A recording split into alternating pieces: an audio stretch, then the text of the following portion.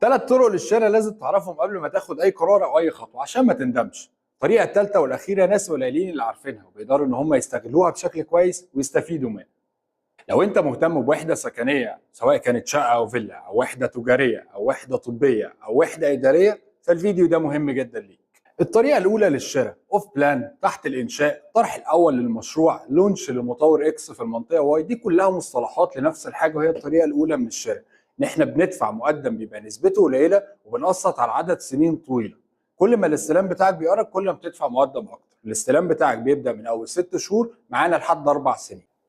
الطريقة التانية هي ان انت تشتري ريسيل، بتروح بتعاين بنفسك على ارض الواقع، بتستلم وحدتك في نفس الوقت وبتدفع المبلغ كله كاش، نادرا لما هتلاقي فيها اقساط، وبتشتري من المالك مش من الشركة.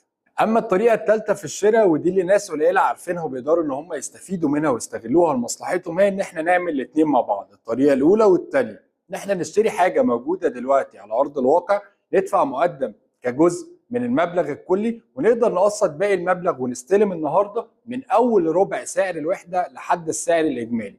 بنقسط من اول سنتين لحد 7 سنين. تابعني الفيديوهات اللي جايه واقول لك على تفاصيل كل واحده فيهم من الثلاث طرق ونشوف ايه اللي ممكن تبقى مناسبه معاك ولاحتياجك.